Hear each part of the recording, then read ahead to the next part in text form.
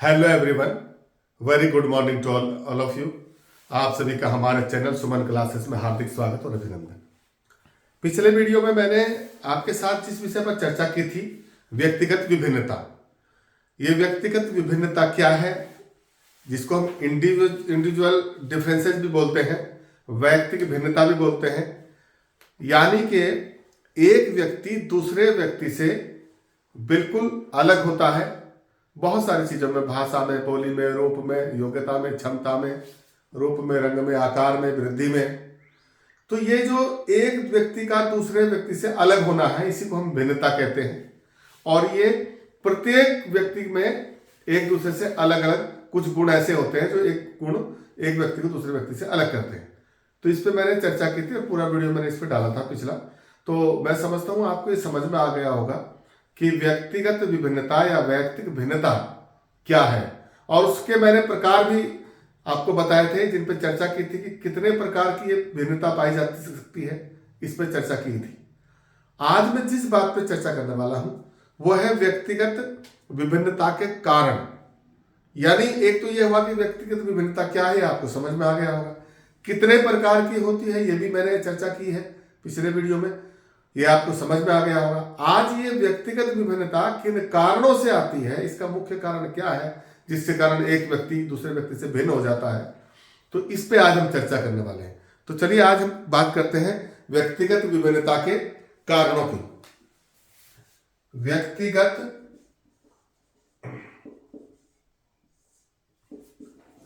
विभिन्नता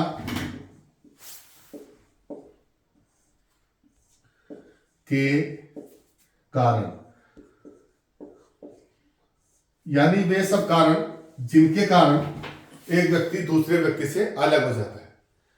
तो विद्वानों ने इसका क्लासिफिकेशन अलग अलग ढंग से किया और अलग अलग ढंग से इसको परिभाषित करने का प्रयास भी किया। तो इसमें कुछ जो मुख्य कारण बताए गए हैं मनोवैज्ञानिकों द्वारा या साइंटिस्टों के द्वारा, उन पे आज थोड़ी चर्चा करते हैं। जिनमें पहला जो कारण है वो है वंशानुक्रम, जिसको हम हेरिडिटी बोलते हैं।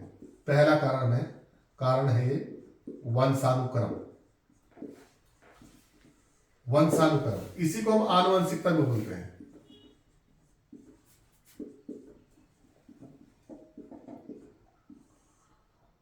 इसी को अंग्रेजी में बोलते हैं हेरिडिटी।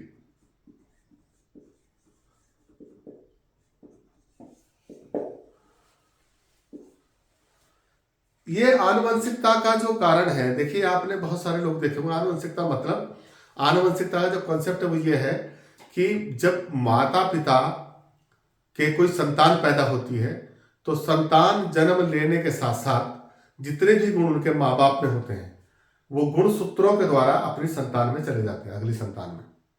इसको हम आनुवंशिकता कहते हैं। यानी माता पिता के अंदर जो गुण हैं वो गुण सूत्रों के द्वारा संतान के अंदर प्रविष्ट हो जाते हैं और पीढ़ी दर पीढ़ी कुछ ये गुण आगे चलते रहते हैं। इसको हम आनुवंशिकता कहते हैं।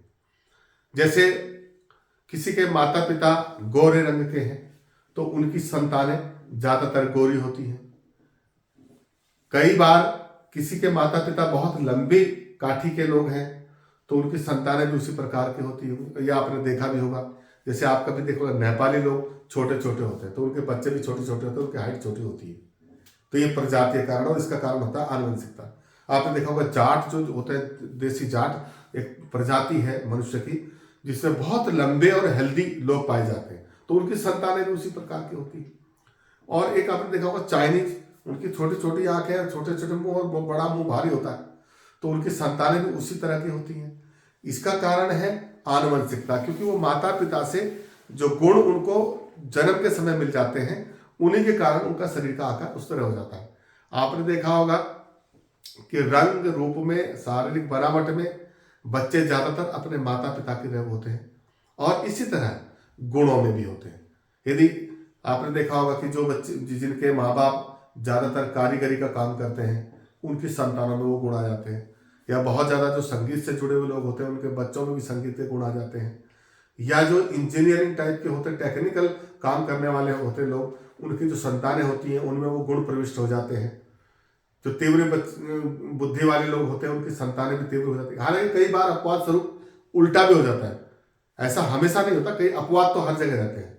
कई बार गोरे लोगों की काली संतानें भी हो जाती है, ऐसा भी नहीं है।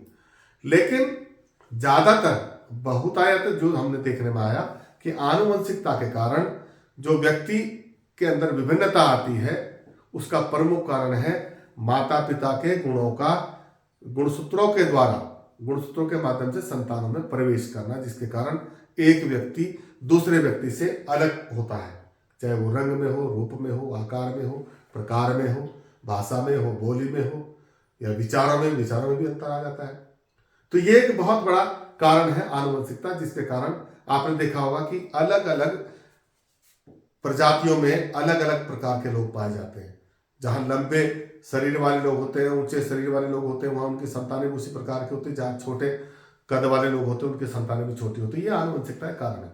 और ये छोटे बड़े लोग फिर एक दूसरे से भिन्न हो जाते हैं, कोई छोटा, कोई बड़ा, कोई मोटा, कोई पतला। तो ये व्यक्तिगत विभिन्नता आनुवंशिकता के कारण आती है। एक तो ये कारण। दूसरा, इसकी अगर हम बात करें तो एक दूसरा इसका जो कारण बताया है वो है वातावरण। अब वातावरण में आपने देखा होगा कि जैसा जहां का वातावरण होता है, जलवायु होती है, उसी के अनुसार मनुष्य में जो है परिवर्तन आता रहता है। एक व्यक्ति दूसरे व्यक्ति से भिन्न हो जाता है। ये वातावरण की बात करें तो अगर हम इसे प्राकृतिक वातावरण की बात करें तो प्राकृतिक वातावरण के कारण भी लोगों की सूरतें अलग हो जाती हैं। ठंडे प्रदेशों में गोरे लोग पाए जाते हैं, गोरे लंबे लोग पाए जाते हैं, उनके शरीरों की बनावट अलग होती है। और जहां गर्म प्रदेश होते हैं या गर्म वातावरण होता है, जहां गर्मी बहुत ज्यादा पड़ती है, वहां काले रंग के लोग पाए जाते हैं। तो वातावरण की बात तो ये भी है। और दूसरा वातावरण घर का वातावरण, समाज का वातावरण, पर्यावरण जो है, पारिवारिक माहौल। तो जिस परिवार का जैसा वातावरण होगा, जिस समाज का जैसा परिवेश होगा, उसकी संस्कृति का असर, उसके समाज के गुणों का असर, समाज की परंपराओं का असर उस व्यक्ति पर पड़ता है। और उसकी जो सोच है, उसकी जो मान्यताएं हैं, उसके जो विचार हैं, उसी समाज के वातावरण के अनुसार हो जाती हैं। तो जिसका जैसा वातावरण, वहां उसी तरह के व्यक्ति पैदा होते हैं। तो इसलिए जिस वातावरण में जो आदमी जहां रह रहा है वो दूसरे वातावरण से भिन्न होता है, क्योंकि वहां दूसरा वातावरण है। तो वातावरण भी एक बहुत बड़ा फैक्टर है जो व्यक्ति को व्यक्ति से अलग करता है, जिसके कारण आदमी के रंग, रूप, भाषा, बोली, विचार, प्रकारों में, सब में, चिंतन में, सब में फर्क पड़ता है। ये बहुत बड़ा फैक्टर है जो वातावरण के कारण आता है। वातावरण का प्रभाव बालक पर पड़ता है, उसके जीवन पर पड़ता है, उसकी संरचना पर पड़ता है, उसकी आकृति पर पड़ता है, उसके रंग रूप पर पड़ता है, उसके विचारों पर पड़ता है, उसके संस्कृति और सभ्यता पर पड़ता है। तो वो भी एक व्यक्ति को दूसरे व्यक्ति से अलग करते हैं। माने इंग्लैंड में रहने वाले लोग वहां के वातावरण के अनुसार, वहां ठंडा है या अमेरिका में जैसे ठंडा है, वहां गोरे लोग पाए जाते हैं। और कहीं बहुत ज्यादा गर्म है तो वहां काले लोग पाए जाते हैं। लेकिन वहां का अगर सामाजिक परिवेश देखें, सामाजिक वातावरण देखें, तो उनके विचार वहां के समाज के हिसाब से हैं। और जो भारत में रहने वाले लोग हैं उनके विचार भारत की परंपरा के अनुसार है, भारत की संस्कृति के अनुसार है। तो ये भी एक बहुत बड़ा कारण है वातावरण, जो व्यक्ति को व्यक्ति से अलग करता है और व्यक्तिगत विभिन्नता को जन्म देता है। तीसरा अगर बात करें तो जाति, प्रजाति एवं देश। ये मैं जो बात कर रहा हूं अभी आपसे, जाति, प्रजाति एवं देश। देखिए, जाति किसी पर्टिकुलर एक कौम की अगर बात करें, एक समुदाय की बात करें, तो जिस समुदाय में जिस प्रकार के लोग पाए जाते हैं वहां उनकी संतानें भी उसी तरह की होती हैं। दूसरी प्रजाति में जिस प्रकार के लोग पाए जाते हैं वो एक जाति दूसरी प्रजाति से अलग होती है, रंग रूप में, भाषा, बोली में। जैसे आपने देखा होगा कि चाइना के जो लोग हैं, चाइनीज लोग हैं, उनकी जो जाति है, प्रजाति है, वो बिल्कुल अलग तरीके की है। वो मोटे और छोटे कद वाले, उनके जो बनावट है वो और लोगों से बिल्कुल अलग है, क्योंकि वो एक अलग टाइप की प्रजाति है, उनकी जाति अलग है। और वो उस जाति में ही शादियां करते हैं, उसी में ब्याह करते हैं और उनकी संतानें फिर उसी तरह की होती हैं। इसके अलावा ऑस्ट्रेलिया में आप देखें तो ऑस्ट्रेलिया में जो है वहां जो दूसरे प्रकार के लोग पाए जाते हैं, उनकी शारीरिक संरचना अलग होती है, रंग अलग होता है, तो विचारों में भी परिवर्तन होता है। और देश की अगर बात करें तो देश में भी आपने देखा होगा जैसा जिस देश का में जैसा वातावरण, जैसा पर्यावरण, जैसी जलवायु, जैसा वहां का सामाजिक परिवेश होगा, उसी के अनुसार वहां का प्रभाव उस व्यक्ति पर पड़ेगा जो वहां जन्म लेगा। उस जलवायु का प्रभाव निश्चित रूप से वहां जन्म लेने वाले व्यक्ति पर पड़ता है और वो उसी के अनुसार आगे अपना विकास करता है। तो अलग अलग जाति प्रजातियों के कारण और अलग अलग देशों में स्थानों पर जन्म लेने के कारण व्यक्तिगत विभिन्नता को जन्म मिलता है, जिसके कारण एक व्यक्ति दूसरे व्यक्ति से अलग दिखाई पड़ता है। भाषा में, बोली में, रंग में, रूप में, आकार में, प्रकार में, वाणी में भाषा भी अलग हो जाती है। तो ये एक दूसरे से किसी न किसी रूप में अलग करते हैं। आयु और बुद्धि, एक जो सबसे बड़ा फैक्टर है वो है आयु और बुद्धि। आयु मतलब उम्र और बुद्धि मतलब जो दिमाग होता है, जिसको मस्तिष्क कहा गया। देखिए, बुद्धि एक अलग चीज होती है। आयु का मतलब है उम्र से, और कभी कभी आपने देखा होगा कि 10 साल के बच्चे आमतौर पर जो सभी बच्चे हैं वो जितना काम कर लेते हैं, जितनी भाषा बोल लेते हैं। कुछ बच्चे ऐसे होते हैं कि वो 12-15 साल के होने पर भी उतनी बुद्धि उनकी विकसित नहीं होती जितनी 10 साल वालों की हो जाती है। तो बुद्धि का विकास आयु के अनुपात में ना होना, इसके कारण कुछ व्यक्ति अधिक बुद्धिमान कम समय में हो जाते हैं और कुछ व्यक्ति बहुत समय बाद भी कम बुद्धिमान रह जाते हैं, ज्यादा आयु होने के बाद भी। तो ये कारण है कि बुद्धि और आयु का जो अनुपात है, आयु के अनुपात में बुद्धि का विकास होना चाहिए। यदि ये विकास, बुद्धि का जो विकास है, बुद्धि जो आदमी की ग्रोथ करती है, वो आयु के अनुपात में नहीं होती, तो कम आयु में ज्यादा बुद्धिमान भी हो सकते हैं और ज्यादा आयु में कम बुद्धिमान भी हो सकते हैं, क्योंकि संतुलन बराबर नहीं चल रहा है। और इसके कारण क्या होता है, एक व्यक्ति दूसरे व्यक्ति से अलग गिना जाता है। जैसे एक मंद बुद्धि बालक, 10 साल के 4 बालक है, एक मंद बुद्धि बालक है, बालक सब 10 ही साल के हैं, एक मंद बुद्धि है, एक तीव्र बुद्धि है, एक प्रतिभाशाली है। तो ये जो अलग अलग कैटेगरी के बालक हैं, ये इस कारण से है कि आयु तो सबकी बराबर है, लेकिन बुद्धि का विकास सबका एक साथ एक जैसा नहीं हुआ। किसी का कम हुआ, किसी का धीमा हुआ, किसी का बहुत तीव्र गति से हुआ। तो ये जो है अलग अलग एक ही आयु के बच्चों में 4 व्यक्ति पैदा कर रहा है अलग अलग बुद्धि के कारण से। तो ये भी एक आयु और बुद्धि बहुत बड़ा फैक्टर है जो व्यक्तिगत विभिन्नता को जन्म देता है। अगला अगर हम बात करें तो एक होता है परिपक्वता, जिसको हम कहते हैं मैच्योरिटी। मैंने अगले वीडियो में इस पर बात की थी, जब मैं बता रहा था कि परिपक्वता और अधिगम में जो है बहुत बड़ा संबंध होता है। परिपक्वता यानी जिसको हम मैच्योरिटी बोलते हैं, ये वही चीज है कि आयु बढ़ने के साथ साथ परिपक्वता भी बढ़नी चाहिए। यदि आयु तो बढ़ गई और परिपक्वता नहीं बढ़ी तो आदमी अधिगम नहीं करेगा, सीखेगा नहीं। वातावरण का जो प्रभाव पड़ेगा वो दुष्प्रभाव होगा। जो वातावरण से उसे सही समय पर जो बात सीखनी चाहिए वो सीख नहीं पाएगा, क्योंकि उसके अंदर जो परिपक्वता का स्तर है वो कम है। और यदि वो परिपक्व होता जा रहा है, आयु के अनुसार उसकी बुद्धि बढ़ रही है, आयु के अनुसार उसका शरीर बढ़ रहा है, आयु के अनुसार उसकी मांसपेशियां बढ़ रही हैं, आयु के अनुसार उसका शरीर बढ़ रहा है, उसका वजन बढ़ रहा है, सब समांतर रूप से बढ़ रहा है, तो वो परिपक्वता भी उसकी उसी दिशा में बढ़ेगी और एक अच्छे नागरिक का निर्माण होगा। लेकिन यदि आयु बढ़ गई, मांसपेशियां नहीं बढ़ी, बुद्धि का विकास सही तरीके से नहीं हुआ और परिपक्वता जो है वो सही तरीके से नहीं बढ़ी, तो फिर इससे अंतर आ जाता है। तो इसके कारण भी किसी व्यक्ति की ज्यादा आयु कम बुद्धि, किसी व्यक्ति की कम बुद्धि, कम आयु ज्यादा बुद्धि, ऐसा होने लगता है। और परिपक्वता एक बहुत बड़ा मैटर होता है। परिपक्वता का मतलब यह है कि जैसे अब हम कहते हैं कि एक आदमी 6 साल का है, उम्र में 6 साल का है, और चिकित्सक कहते हैं या साइंस कहती है कि एक 6 साल का आदमी, जो 6 साल का जो बालक है वो लगभग 2 किलो वजन उठा सकता है। ये आमतौर पर सभी 6 साल के बालक 2 किलो वजन उठा लेंगे।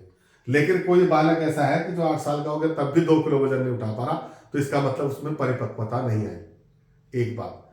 दूसरा ये कि कई बार क्या होता है कि 6 साल का बालक इतना अधिक मैच्योर हो जाता है कि वो 3 किलो उठा लेता है, तो उसकी परिपक्वता तीव्र गति से हो गई। तो ये परिपक्वता भी किसी को कम, किसी को अलग, किसी को एक दूसरे से अलग व्यक्ति को करती है।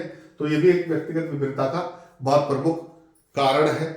ये दूसरी बात, इसमें परिपक्वता ये जो व्यक्तिगत विभिन्नता है, इसमें व्यक्तिगत विभिन्नता में हम केवल शारीरिक बनावट को ही नहीं देखते, शारीरिक आकृति को ही नहीं देखते हैं, शारीरिक वजन को ही नहीं देखते, मांसपेशियों के विकास को ही नहीं देखते, उसके बुद्धि का विकास, उसकी भाषा का विकास, उसके विचारों का विकास, उसका सामाजिक विकास, उसका सर्वांगीण विकास, कुल मिलाकर सर्वगुण संपन्नता जितनी है उसमें, जितने भी उसमें गुण हैं, क्या वो समान रूप से आगे बढ़े हैं? यदि नहीं बढ़े हैं तो वो और व्यक्तियों से कम है, या किसी दूसरा व्यक्ति ऐसा है जिसका समान रूप से विकास नहीं हुआ है, शरीर तो बढ़ गया लेकिन बौद्धिक विकास नहीं हुआ। तो ये सारे कारण ऐसे हैं जो एक व्यक्ति को दूसरे व्यक्ति से अलग करते हैं। इन्हीं अंतरों के कारण व्यक्तिगत विभिन्नता उत्पन्न होती है, जो एक दूसरे को, एक व्यक्ति से अलग करती है, दूसरे व्यक्ति से अलग करती है। तो ये तो हुई चर्चा व्यक्तिगत विभिन्नता के कारणों की। अब हम थोड़ा सा ये समझने का प्रयास करेंगे कि इस व्यक्तिगत विभिन्नता का जो है शैक्षिक दृष्टि से क्या महत्व है, मतलब इसका क्या महत्व है। आपने ये समझ लिया व्यक्तिगत विभिन्नता, व्यक्तिगत विभिन्नता के कारण भी समझ लिए, आपको क्या फायदा हुआ इससे, क्यों जानेंगे आप, इसका क्या महत्व है, इस पर अगर थोड़ी सी नजर डालें तो मैं इस पर चर्चा करूंगा। इसके व्यक्तिगत विभिन्नता का जो है शैक्षिक महत्व क्या है वो उस पर थोड़ा चर्चा करूंगा। आप इसका स्क्रीनशॉट लेना चाहे ले सकते हैं, नहीं तो मैं इसको मिटा देता हूं। देखिए अगला जो बिंदु है हमारा वो ये है कि व्यक्तिगत विभिन्नता का शैक्षिक महत्व क्या है। व्यक्तिगत विभिन्नता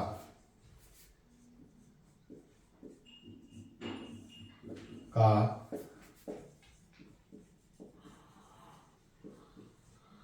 शैक्षिक महत्व, अगर इस पे आप बात करें तो मैं इसको थोड़ा सा बहुत बारीकी से आपके सामने बात करूंगा, आपको अच्छी तरह से समझ में आएगा। देखिए व्यक्तिगत विभिन्नता को आप जान लिया, आपने समझ लिया।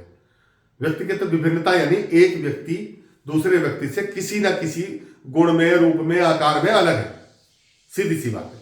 और उसके कारण भी आपने जान लिया कि कोई आनुवंशिकता के कारण होता है, या वातावरण के कारण होता है, या और अन्य कारण होता है जिन पर मैंने चर्चा की।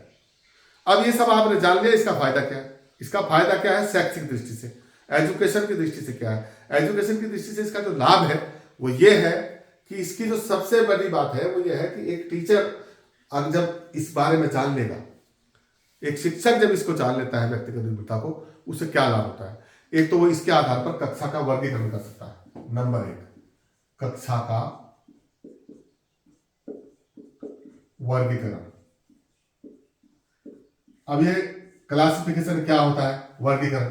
जैसे मान लिया आपके क्लास में 60 बच्चे बैठे हैं या 70 बच्चे बैठे हैं, अब आप कैसे आप क्लास को अलग अलग डिवाइड करोगे? तो इसमें आप बुद्धि लब्धि देख सकते हैं। आप ये कर सकते हैं कि जो फर्स्ट सबसे टॉपर बच्चे हैं, जिनके हमेशा 70% नंबर आते हैं, उतने बच्चे कौन है, उनका एक अलग ग्रुप बना दिया। फिर जो 50 से और 60 के बीच में परसेंटेज लाने वाले हैं वो दूसरे ग्रुप हो गया, उससे कम बुद्धि वाले हो गए। फिर जो 40 से 50% लाने वाले नंबर है उनका ग्रुप अलग हो गया। ये भी आप कर सकते हैं। तो इससे आपको क्या होगा कि आपको ये पता चल जाएगा कि किन बच्चों पे ज्यादा मेहनत करने की जरूरत है, किनको ज्यादा समझाने की जरूरत है। जो कम नंबर ला रहे हैं इनका, इसका मतलब यह है कि अभी आपको उनको और मेहनत उनके पीछे करनी है, क्योंकि उनकी जो सीखने की गति है वो धीमी है, कहीं ना कहीं उनका जो बुद्धि स्तर है वो कमजोर है। इससे आपको ये मदद मिलती है। और दूसरा इसके अलावा बहुत सारी चीजें हैं, उनमें जब ये सीखने की गति के कारण भी हो सकता है और बहुत सारी आदतें भी हो सकती हैं। आदतों के आधार पर भी आप कर सकते हैं। हमारा बहुत सारे बच्चे हैं जो गलत आदतों के शिकार हो रहे हैं, उनको आदतों के आधार पर भी आप वर्गीकरण कर सकते हैं। या कुछ खूबियां हैं तो खूबियों के आधार पर वर्गीकरण कर सकते हैं। तो ताकि आप उनकी आदतों को सुधारने के लिए, जो बुरी आदत वाले हैं उनको सुधारने के लिए किन बच्चों पे आपको ध्यान देना है वो आपको पता चल सके, किन बच्चों को आपने ज्यादा मेहनत करनी है वो पता चल सके। तो ये शैक्षिक दृष्टि से इसका महत्व है कक्षा का वर्गीकरण करने के लिए। एक तो ये हुई बात। दूसरा ये है कि कक्षा का जो आकार है इसको छांटने में भी मदद मिलती है। कक्षा का आकार यानी क्लास कितनी बड़ी होनी चाहिए, यह भी आप डिसाइड कर सकते हैं व्यक्तिगत विभिन्नता के आधार पर। मान लीजिए आपकी क्लास में 70 बच्चे बैठे हैं, हो सकता है आगे आगे जो चालाक बच्चे, तेज बुद्धि वाले वो बच्चे बैठ जाते हैं और पीछे वाले बच्चों को आवाज सुनाई ना देती हो आपकी, तो आप ये अंदाजा लगा सकते हैं कि 50 बच्चों तक आवाज जा रही है कि 40 बच्चों तक जा रही है मेरी आवाज, या 60 बच्चों तक जा रही है। और उसके बाद जो नहीं सुन पा रहे हैं तो उनको क्या, उनको आप आगे बैठाइए, जो पीछे बैठा, अगले वालों को पीछे बैठा के देखिए, अगर वो सुन पा रहे हैं तो आप कक्षा का आकार भी तय कर सकते हैं। किन बच्चों को पीछे से जो है आपके ब्लैक बोर्ड पे सही दिखाई दे रहा है, किनको नहीं दे रहा है, तो जिनको नहीं दे रहा है उनको आगे बिठा सकते हैं, जिनको पीछे तक ठीक दिखाई देता है उनको आप पीछे बिठा सकते हैं, ताकि आपकी क्लास में सब बच्चे एक साथ एक जैसी शिक्षा ग्रहण कर सके। ये इसका जो है शैक्षिक महत्व है। और अगर इसकी बात करें, एक बिंदु और है, एक मदद आपको और मिल सकती है कि व्यक्तिगत शिक्षण। एक व्यक्तिगत शिक्षण का मतलब है कि यदि आपकी क्लास में आपको व्यक्तिगत विभिन्नता का ज्ञान है और आपको ये पता चलेगा कि मेरी क्लास में 6 बच्चे मंद बुद्धि के हैं जो बहुत तीव्र गति, बहुत धीमी गति से सीखते हैं और बाकी सब ठीक हैं, तो आप 6 बच्चों को व्यक्तिगत रूप से अलग से पढ़ा सके। लेकिन ये पढ़ाएंगे कब, आप जब आपको पता लगेगा। पता कैसे लगेगा, जब आपको व्यक्तिगत विभिन्नता का ज्ञान होगा। तो आप इन बच्चों पे अलग से मेहनत कर सकते हैं, उन पर ज्यादा समय दे सकते हैं बजाय और बच्चों पे, क्योंकि वो तो आपकी बात समझ ही रहे हैं, लेकिन इनके पीछे थोड़ी सी और आपको मेहनत करनी पड़ेगी, तब वो उनके बराबर में आ सकेंगे। तो ये शैक्षिक महत्व इसका आ गया।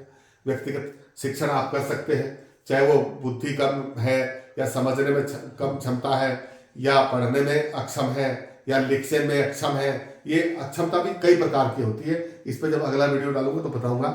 लिखने में अक्षम, पढ़ने में अक्षम, सुनने में अक्षम, देखने में अक्षम, ये सारी विकलांगताएं हैं। इसके जब विकलांगता का चैप्टर शुरू करेंगे तो उसमें बताया जाएगा आपको। तो ये सारा व्यक्तिगत शिक्षण कब करोगे आप, जब आपको पता लग जाएगा कि मेरी क्लास में इतने बच्चे अलग अलग बुद्धि लब्धि के हैं जिनको अधिक मेहनत की जरूरत है, तो ये इसका शैक्षिक महत्व हो जाएगा। एक तो ये हुआ। दूसरा कि सबसे बड़ी बात यह है, एक जो और बिंदु है वो है पाठ्यक्रम का। पाठ्यक्रम एक होता है शैक्षिक दृष्टि से। आपने देखा होगा जब भी कई क्लास में, चाहे कक्षा 5 हो, 8 हो, 10 हो, 12 हो, या ग्रेजुएशन यूबी लेवल पर हो या पीजी लेवल पर हो, जो भी बच्चा जिस क्लास में पढ़ता है उसे पढ़ने के लिए पाठ्यक्रम की यानी सिलेबस की जरूरत पड़ती है। और जो सिलेबस बनाने वाले विद्वान लोग होते हैं वो सिलेबस को इस ढंग से बनाते हैं ताकि क्लास के अंदर समावेशी कक्षा का निर्माण हो सके। मतलब समावेशी कक्षा से मतलब यह है कि एक ऐसी क्लास जहां कम समझने वाले, ज्यादा समझने वाले, मध्यम समझने वाले, उच्च बुद्धि वाले, निम्न बुद्धि वाले सब बच्चे एक साथ बैठते हैं, जहां लंगड़े भी एक पैर से चलने वाले भी बैठते हैं, 2 पैर से चलने वाले भी बैठते हैं, जहां एक हाथ से लिखने वाले बैठते हैं, जहां दोनों हाथों से लिखने वाले भी बैठते हैं, जहां बहुत कम सुनने वाले और बहुत तेज सुनने वाले सभी लोग एक साथ बैठते हो। ऐसे बच्चे जहां सब प्रकार की विभिन्नताएं हैं और उनकी जो क्लास होती है उसको हम समावेशी क्लास बोलते हैं। और इस समावेशी क्लास में इन सब के लिए सबको बात समझ में आ सके, कम समझने वाले को भी समझ में आए और ज्यादा समझने वाले को भी समझ में आए, तो पाठ्यक्रम का निर्माण इस ढंग से किया जाता है। लेकिन ये पाठ्यक्रम का निर्माण करने वाले को अगर व्यक्तिगत विभिन्नता की जानकारी नहीं है तो हो सकता है वो मंद बुद्धि वालों के लिए सारा पाठ्यक्रम बना दे, या हो सकता है वो सारा पाठ्यक्रम इस लेवल का बना दे कि उसे तीव्र बुद्धि वाले समझ ले, मंद बुद्धि वाले समझे ही ना। तो ये एक प्रॉब्लम खड़ी हो सकती है। इसलिए पाठ्यक्रम का निर्माण भी जब होता है तो वहां पर व्यक्तिगत विभिन्नता का ज्ञान रखने वाले जो एक्सपर्ट होते हैं, जो विद्वान होते हैं, वो इस तरह के होते हैं कि उनको इस बारे में बहुत अच्छी तरह जानकारी होती है कि क्लास के अंदर ज्यादा मेहनती, कम मेहनती और लापरवाह बच्चे, शरारती बच्चे, शांत स्वभाव वाले बच्चे, अनुशासित बच्चे, गाली गलौज करने वाले बच्चे, बदतमीजी करने वाले बच्चे, हर तरह के बच्चे बैठे रहते हैं क्लास में, और उन सबको आपने पाठ्यक्रम के माध्यम से ज्ञान देना है, शिक्षा देनी है। तो कैसे दोगे? तो वो पाठ्यक्रम इस ढंग का बनाया जाता है ताकि हर बच्चे के लिए वो सुगम हो, उसे कम बुद्धि वाला भी समझे और ज्यादा बुद्धि वाला भी समझे। और पाठ्यक्रम का निर्माण इस दृष्टिकोण से करने में यदि व्यक्तिगत विभिन्नता ज्ञान है तो पाठ्यक्रम का निर्माण आसानी से किया जा सकता है। एक तो ये हुआ। एक दूसरा, एक अलग बात भी आपने देखी होगी, विद्यालयों के अंदर कहीं भी छोटे स्कूल हो चाहे प्राइवेट स्कूल हो, गृह कार्य होता है। ये जो गृह कार्य है इसका महत्व क्या है? देखिए, इसका सबसे बड़ा महत्व तो यह है कि प्रत्येक बालक को गृह कार्य दिया जाना चाहिए। उसे क्लास से पढ़ाए, उसके बाद उसे घर जाके करे, लिखे, दोबारा उसको पढ़े, तो वो रिपीट होने से हमारी मेमोरी में फिट बैठ जाता है। क्योंकि क्लास के अंदर हम जितना एक बार सुनते हैं वो बाहर, क्लास से बाहर जाने के बाद आधा रह जाता है और घर तक पहुंचते पहुंचते 20% भी नहीं रहती। लेकिन अगर वो घर पे जाके उसे गृह कार्य को पूरा करता है, दोबारा रिपीट मारता है, उसको दोबारा पढ़ता है और लिखता है, तो वापस वो क्लास के जैसा जो उसको बताया गया था वो मेमोरी में उसके बैठ जाता है। तो अच्छा, दूसरा क्या है कि इस गृह कार्य से ऐसे बच्चे जिनको काम करने की आदत नहीं है, जो एक क्लास में अपना काम पूरा नहीं कर पाते, वो गृह कार्य उनको देंगे तो वो अपना काम पूरा कर लेंगे। या एक जो थॉर्नडाइक ने नियम बताया था, अभ्यास का नियम, अभ्यास के द्वारा भी लर्निंग होती है। जो बच्चे दिमाग से एकदम विषय को नहीं समझ पाते, वो जब किसी काम को अभ्यास के द्वारा बार बार लिखते हैं, बार बार पढ़ते हैं, यानी गृह कार्य के द्वारा, तो वो उसको समझने में आसानी मिल जाती है और सीखने में आसानी हो जाती है। इसलिए भी गृह कार्य देता है। गृह कार्य किन किन बच्चों को दिया जाना चाहिए, ये एक व्यक्तिगत विभिन्नता का अगर ज्ञान है तो टीचर को ये पता होता है कि किन किन को गृह कार्य जरूरी है देना, क्योंकि उसको पता है कि ये गृह कार्य नहीं करेगा तो ये समझ नहीं पाएगा। इसलिए टीचर कुछ बच्चों को फोकस कर लेता है कि आप घर से लाएंगे, आप भी घर से लाएंगे, आप भी घर से लाएंगे, ये बाकी ने सुना दिया लेकिन आपसे कल सुनेंगे। तो ये एक शैक्षिक महत्व है इसका, क्योंकि गृह कार्य के द्वारा जो है व्यक्तिगत विभिन्नता को जब आप समझ लेते हैं तो गृह कार्य के द्वारा उन बच्चों को आप सुधारने में आपको मदद मिलती है जिनको गृह कार्य की ज्यादा जरूरत होती है, जिनकी क्षमता बहुत कम सीखने की होती है या जो धीमी गति से सीखते हैं, तो वो गृह कार्य के द्वारा बार बार उस काम को करके जल्दी से सीखने की कोशिश करते हैं। एक दूसरा अलग बिंदु है और वो ये है कि यदि व्यक्तिगत विभिन्नता का आपको ज्ञान है तो जो शिक्षण विधि है, यदि पढ़ाने का जो तरीका है आपका, वो आप इस तरह का प्रयोग करेंगे कि क्लास में जितने भी क्षमता वाले बच्चे बैठे हों, जितने भी प्रकार की बुद्धि लब्धि वाले बच्चे बैठे हों, चाहे वो मंद बुद्धि के बैठे हों, तीव्र बुद्धि के बैठे हों या प्रतिभाशाली बच्चे बैठे हों, आपकी जो पढ़ाने का तरीका है वो ऐसा होना चाहिए ताकि उसे गूंगे बहरे, यदि गूंगा आपकी बात को बोल के न समझे तो आपके इशारों को देख करके और सुन करके समझ ले। यदि वाणी आपकी ऐसी होनी चाहिए कि यदि कोई कम सुन रहा है तो उसकी आवाज उसके कानों तक पहुंच जाए। ये बहुत बड़ा महत्व है, क्योंकि क्लास जो होती है समावेशी होती है, उसमें सभी प्रकार के बच्चे होते हैं, सभी प्रकार के विकलांगता वाले बच्चे भी होते हैं, कुछ कानों से अपंग, कुछ बोलने में अपंग, कुछ समझने से अपंग, कुछ मस्तिष्क से अपंग, कुछ शारीरिक रूप से अपंग। तो इन सारे बच्चों को अलग अलग ढंग से आप अपनी बात समझा सकें, इसके लिए आपको शिक्षण विधि उसी तरह की अपनानी पड़ती है जिससे सब लोग समझ लें। और ये तभी आप करेंगे शिक्षण विधि परिवर्तन जब आपको व्यक्तिगत विभिन्नता का ज्ञान होगा, तो उसके आधार पर आप वही शिक्षण विधि अपनाएंगे जिनके द्वारा सब बच्चों को अपनी बात आप समझा सकें। एक दूसरा, एक लास्ट बिंदु और है, वो है निर्देशन। निर्देशन का मतलब होता है गाइडेंस, जिसको हम कहते हैं गाइडेंस देना, यानी आप जब गाइड करते हैं किसी बच्चे को तो उसे मोटिवेट करते हैं, आप उसे दिशा निर्देश देते हैं कि आप ऐसे करके करिए। एक बच्चा आपकी क्लास में आप लेक्चर दे रहे हैं, उसको समझ नहीं पा रहा है, बाकी सब समझ रहे हैं, तो आप फिर उसको अलग ढंग से समझाने का प्रयास करते हैं, उसको तरीका बताते हैं कि आप कैसे पढ़ेंगे, आपको ज्यादा याद कैसे होगा, तो उसे कहते हैं निर्देशन। यानी काम वही बच्चा करेगा लेकिन आप काम करने का उसको तरीका बताते हैं। तो निर्देशन का जो सीधा मतलब है कि निर्देशन की प्रक्रिया में किसी भी निर्देशक द्वारा बच्चे की, इस बालक की समस्या का समाधान नहीं किया जाता, बल्कि उसे अपनी समस्या का खुद समाधान करने का तरीका बताया जाता है, उसे हम निर्देशन कहते हैं। तो ये निर्देशन भी आप तभी दे पाएंगे जब आपको पता है कि मेरी क्लास में कौन बच्चा कमजोर है, कौन किसको निर्देशन की जरूरत है, तो आप उसको निर्देशन देंगे। तो शैक्षिक दृष्टि से अगर हम देखें तो इन सारी बातों का बहुत बड़ा महत्व है। ये जो व्यक्तिगत विभिन्नता है, इसके आधार पर जब एक शिक्षक व्यक्तिगत विभिन्नता से परिचित हो जाता है, वो इसके गुणों और अवगुणों को जानता है, इसके कारणों और प्रकारों को जानता है, तो उसको अपना शिक्षण कार्य अच्छे ढंग से करने में और प्रभावी शिक्षण करने में मदद मिलती है, और जो सामने बच्चे सीखने वाले बैठते हैं उनको सीखने में मदद मिलती है। तो ये था इसका महत्व। तो मैं समझता हूँ ये चर्चा आपके समझ में आई होगी। यदि फिर भी आपके कोई डाउट्स रह गए तो आप किताब उठा करके इस टॉपिक को दोबारा बार बार आप जब पढ़ेंगे तो बार बार पढ़ने से आपको चीजें समझ में आ जाती है। तो मैं समझता हूँ ये आपको पसंद आया होगा वीडियो, तो आप इसको शेयर कीजिए, लाइक कीजिए और चैनल को सब्सक्राइब जरूर कीजिए। तो अगले वीडियो में फिर मैं मिलूंगा किसी नए टॉपिक के साथ, तब तक के लिए धन्यवाद।